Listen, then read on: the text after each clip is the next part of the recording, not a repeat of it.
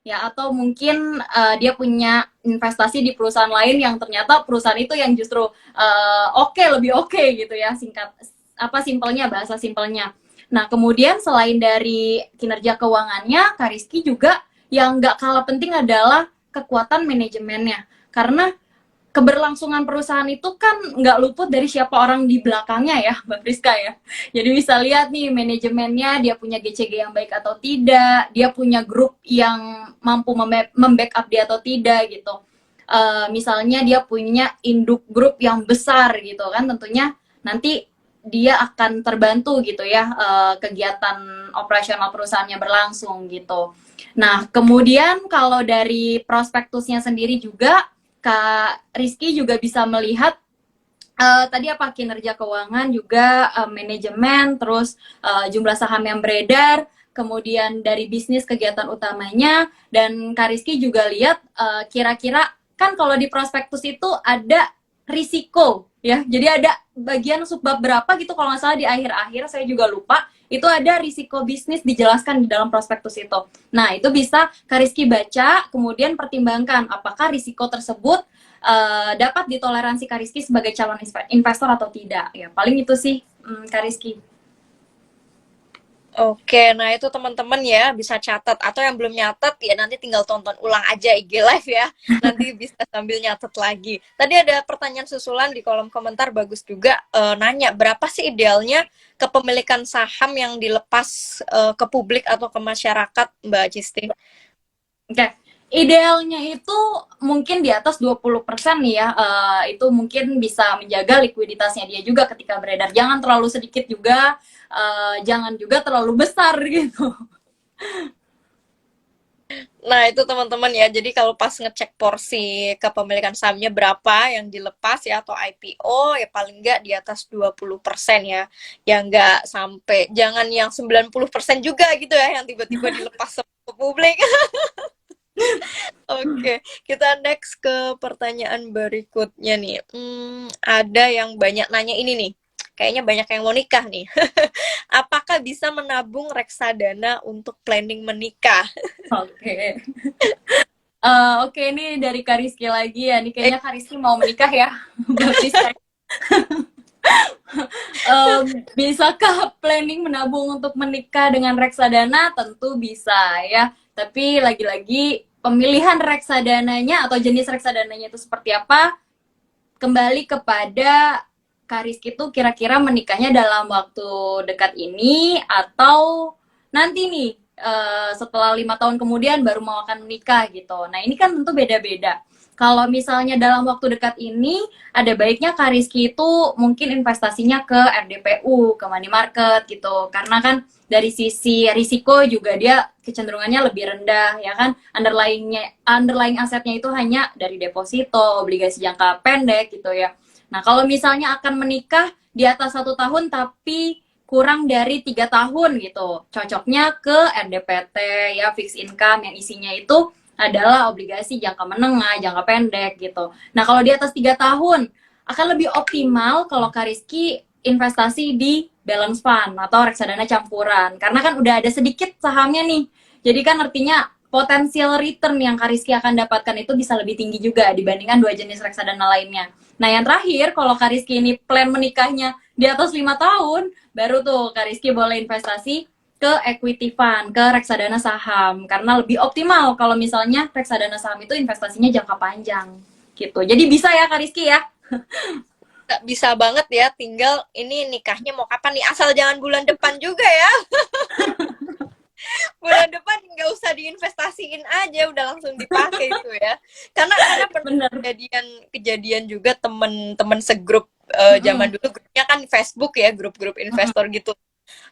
Ada teman gitu, teman kenalan misalnya di grup, dia investasiin dana nikahnya itu bukan di reksadana tapi di saham, dan di sahamnya itu pun yang saham-saham yang jadi apa pom-pom segala macam. Akhirnya beneran nyangkut dan akhirnya beneran nikahnya akhirnya di reschedule alias di cancel di tahun itu. Jadi nyesek banget gitu Waduh, kami-kami waduh.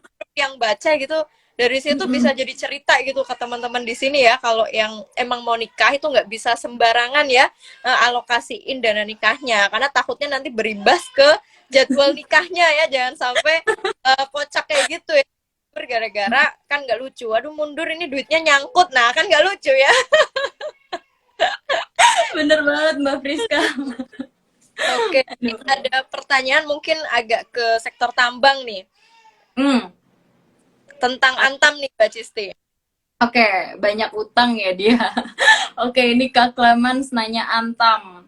Nah, kalau misalnya kita bicara Antam dari fundamental ya, dari fundamentalnya dulu, Antam ini kan salah satu saham komoditas ya, energi gitu. Dari nikel, dia punya nikel, dia juga punya emas, dia distributor emas gitu. Nah, biasanya kalau saham-saham atau emiten energi yang related to komoditas, karakternya itu nempel ke komoditas di pasar global. Kak siapa tadi? Kak Clemens ya. Jadi artinya tuh apa? Artinya Kak Clemens itu bisa lihat pergerakan komoditasnya di pasar global. Kalau misalnya di pasar globalnya itu lagi tinggi, coba aja perhatiin nih saham-saham di emit, katakanlah tambang batu bara coal ya misalnya lagi tinggi nih, lagi ditutup positif di pasar komoditasnya lagi hijau gitu. Nah, Kak Clemens bisa lihat tuh emiten-emiten yang bisnis utamanya itu batu bara atau dia punya sedikit batu bara deh. Itu biasanya udah ada demand yang tinggi juga di saham itu. Nah, kalau demandnya tinggi kan harga sahamnya bisa naik gitu. Nah, itu kita bicara dari karakter saham dan juga fundamentalnya karena kan Antam itu dia kalau nggak salah kontributor utamanya dari segmen nikel juga cukup besar ya. 30% pendapatannya juga dari segmen nikelnya nih. Kemudian dari emasnya juga dia banyak gitu. Itu kalau kita bicara fundamental dan sektor. Kalau kita bicara sektornya, nikel itu memang sama seperti komoditas lainnya dia bergerak fluktuatif, tapi nikel ini dia prospeknya ke depan itu masih cukup bagus karena nikel itu kan dia akan dibutuhkan dari seiring sekarang kan lagi digalakin yang namanya EV baterai ya, apa-apa semua serba baterai gitu, kendaraan juga kendaraan listrik. Nah, komponen utamanya dari baterai itu kan adalah nikel. Artinya kalau misalnya di masa nanti gitu ya, kebutuhan untuk nikel pun juga pasti akan tinggi. Nah, kalau kebutuhannya tinggi, pasti nanti mempengaruhi dari sisi bisnisnya Antam juga sebagai emiten nikel tersebut gitu ya. Itu kita bicara fundamental. Tapi aku mungkin boleh lihat teknikalnya ya, Mbak Friska ya. Iya, boleh, boleh banget, Mbak. Oke, kalau teknikalnya, kalau kita lihat Antam, sebentar. Ya, untuk teknikal Antam, oke, sebentar nih, agak lama ini. Oke, internetnya. Nah, kalau untuk teknikal Antam, dia ini bergerak, dia sebenarnya udah mulai rebound sejak 18 Juli 2022 ya. Tapi hari ini dia ditutup minus 1,44% dan penutupannya itu di atas MA20 sama MA50-nya. Stokastiknya pun juga dia mengarah ke bawah. Nah, artinya apa? Artinya kalau dari teknikal, Antam ini memang ada potensi untuk turun dulu nih, Kak Clemens. Jadi dari teknikalnya, karena dia udah rebound juga sejak 18 Juli, saham kan nggak mungkin terus bergerak naik terus gitu ya. Ada saatnya tekanan jualnya juga tinggi karena kemarin udah naik tinggi gitu ya. Nah, ini Antam secara teknikal dari indikator momentumnya pun juga dia masih menunjukkan apa sinyal-sinyal pelemahan, ada potensi dia bisa bergerak melemah terlebih dulu, mungkin supportnya di 1940, resisten terdekat kalau dia naik itu ada di 2140 gitu Kak Clemens. Oke, itu udah paket komplit ya, sampai udah diliatin teknikalnya ya teman-teman ya untuk Antam. Nah, ini lanjut ke pertanyaan berikutnya. Nah, ini pertanyaan banyak juga nih yang tanya, bagaimana cara mengetahui bahwa harga suatu saham tersebut masih di bawah harga wajar? Oke. Ya, bagaimana mengetahui? Mengetahuinya tentu dengan menghitung nilai wajarnya ya. Nah, menghitung nilai wajarnya kalau kita jelasinnya di live IG kan kepanjangan ya Mbak Friska. Karena metode untuk menghitung nilai wajar saham itu banyak banget teman-teman. Dan itu juga apa ya, step by stepnya juga harus detail gitu. Ada DCF, ada juga menggunakan relative valuation gitu. Nah, relative valuation ini sebenarnya yang kecenderungannya lebih simpel nih teman-teman untuk menghitung saham itu over value atau under value. Nah, teman-teman bisa lihat dari rasio PBV-nya gitu ya. Kalau dari PBV, kalau PBV-nya di bawah satu, PBV itu kan price to book value ya. Jadi harga saham saat ini yang diperdagangkan terhadap book value-nya, nilai bukunya. Kalau PBV-nya itu di bawah satu, itu adalah under value karena harga saham saat ini kan masih di bawah buku nilai bukunya gitu ya. Tapi ada baiknya rasio PBV itu tetap kita compare. Compare-nya itu dengan apa? Dengan kompetitornya yang satu industri gitu. Kira-kira PBV-nya dia seperti apa gitu. Kemudian kalau memang tidak di-compare dengan kompetitornya, mungkin bisa di-compare dengan PBV secara historicalnya atau PBV dari rata-rata di industrinya gitu. Kalau misalnya dia kecenderungannya lebih rendah ya dengan pembandingnya itu kan artinya memang saham tersebut masih under value gitu. Tapi kalau misalnya mau dijelaskan secara detail bagaimana caranya sih lebih enak di sesi webinar gitu kali ya Mbak Priska ya di live IG akan next Oke, oke. time. Kurang lebih highlight intinya seperti itu ya, bisa dilihat dari rasio-rasio teman-teman. Nanti kan biasanya di Ajaib ada webinar-webinar yang fundamental, teknikal, nah itu nanti bisa ikut jadi lebih detail dan pakai slide juga dijelasin ya. Tapi paling nggak di IG Live malam ini teman-teman dapat ya rasio-rasio yang paling nggak tadi diperhatikan ya untuk bisa menentukan harga wajarnya. Nah, bentar, satu pertanyaan terakhir nih sebelum closing statement, aku pilih yang paling bagus dulu. Oke.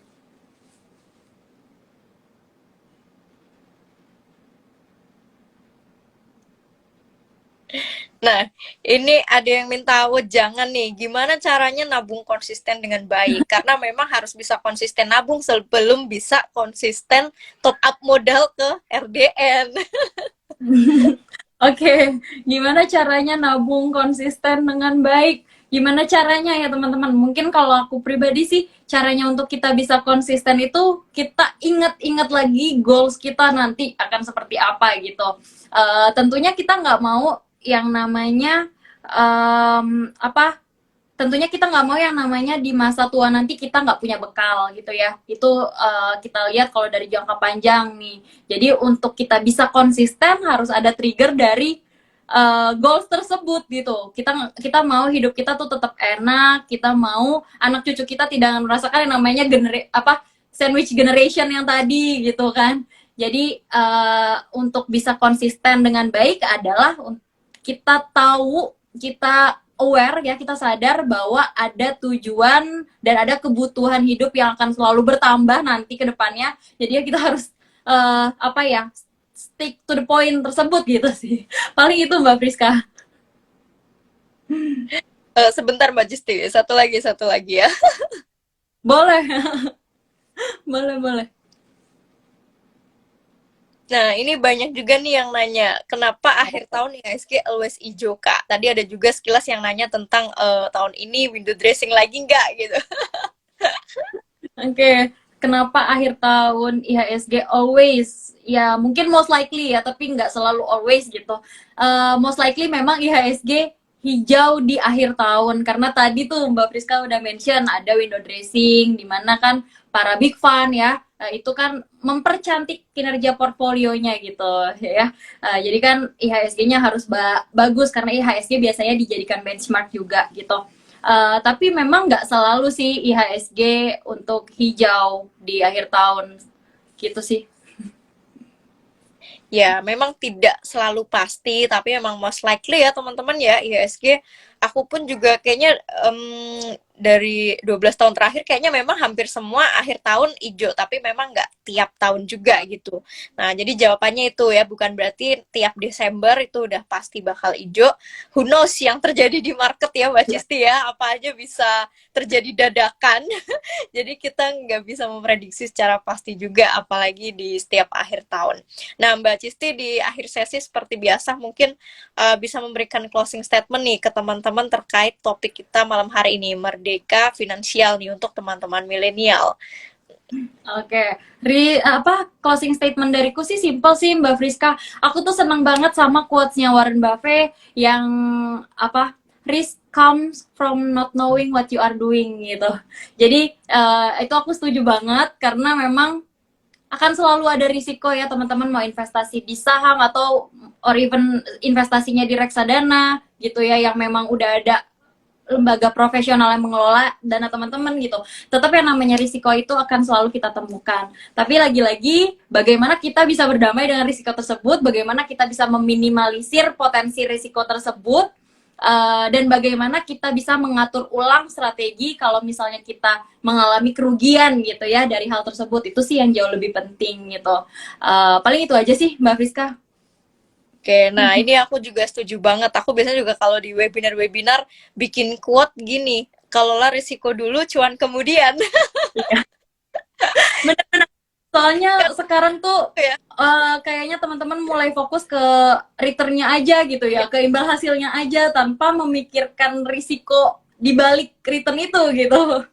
Bener-bener. Nah, ini quote itu aku kepikiran juga karena melihat banyaknya fenomena ini mungkin ya milenial Gen Z yang terjun di saham mungkin di matanya mengedepankan ini aja returnnya yang terdengar sana sini bagus gitu padahal di dalamnya juga banyak risiko yang harus teman-teman bisa minimalisir minimal diantisipasi dipikirin strateginya gimana ya jadi teman-teman kalau tadi Mbak Cis udah banyak menyampaikan ya tips-tips milih sahamnya untuk bisa merdeka finansial itu bisa juga dengan saham reksadana. Tinggal teman-teman di sini kembalikan lagi ya ke motivasinya biar tetap bisa konsisten dan ngerti saham temenin dengan hashtag semangat nabung saham sampai 1 juta lembar ya. Tujuannya 1 juta lembar itu biar teman-teman bisa reach ya merdeka finansialnya paling nggak dengan 10.000 lot aja misal di saham dengan dividen yang gede, passive income-nya dapat, harapannya bisa merdeka secara finansial alias tadi kayak Mbak Cisti bilang kebutuhannya sudah terpenuhi dari investasi yang udah kita tanamkan sedari sekarang. Jadi semangat, ayo kita sama-sama berjuang biar bisa merdeka finansial rame-rame ya.